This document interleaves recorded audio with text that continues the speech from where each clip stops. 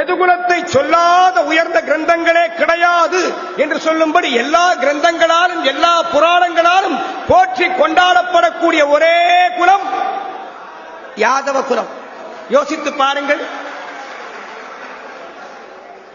இறைவனால் வணங்கப்பட்ட குலம். 33 கோடி தேவர்களும் எந்த எம்பெருமான் கண்ணனை 2 கரம் கூப்பி தொழுகிறார்களோ அந்த கண்ணன் பெருமான் சொன்ன வார்த்தை, யாதவானாம் சிரோரத்னம், எதுகுலத்திலே பிறப்பதற்கு நான் பெரும் பாக்கியம் பண்ணேன்னு பகவானே சொல்றான்.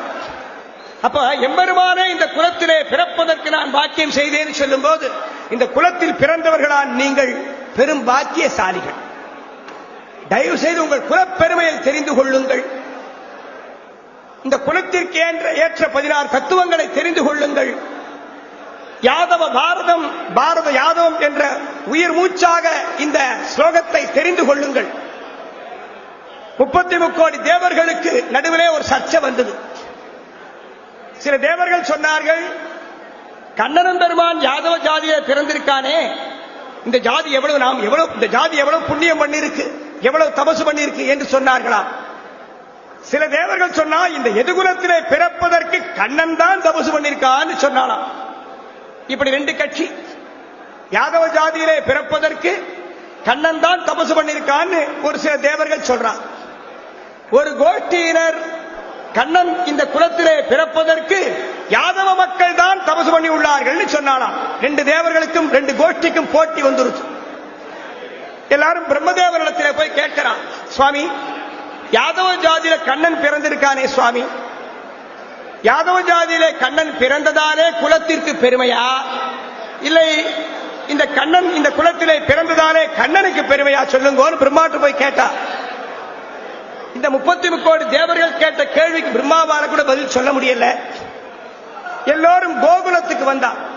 திரு ஆய்ப்பாடியில கண்ணன் பெருமான் நந்தகோபன் மகன் கண்ணன் திருவாய்ப்பாடியில இருந்தான். கண்ணனை பார்க்கிறதுக்கு அத்தனை பேர் வரா. அப்ப பிரம்மதேவன் சொன்னான், ஏ தேவர்களே, நாம் தேவர்கள் ரூபத்திலே தேவர்கள் உருவத்திலே திருவாய்ப்பாடிக்கு போனாங்க நுழைய முடியாது. 33 கோடி தேவர்களாகிய நாம் நம்மில் பல பேர் பசுக்களாக உருவத்தை மாற்றிக் கொள்ளுங்கள், சில பேர் பசு கன்றுகளாக உருவத்தை மாற்றிக் கொள்ளுங்கள், சில பேர் பசுக்களை மேய்க்கக்கூடிய கோணாராக இடையனாக மாற்றிக் கொள்ளுங்கள் என்று தேவர்கள் எல்லாரும் பசுக்களாகவும் பசுங்கன்றுகளாகவும் பசுக்களை மேய்க்கக்கூடிய யாதவர்களாகவும் தங்கள் உருவத்தை மாத்திண்டு திருவாய்ப்பாடிக்கு போறான். அங்கே கண்ணன் பெருமானை பார்த்து,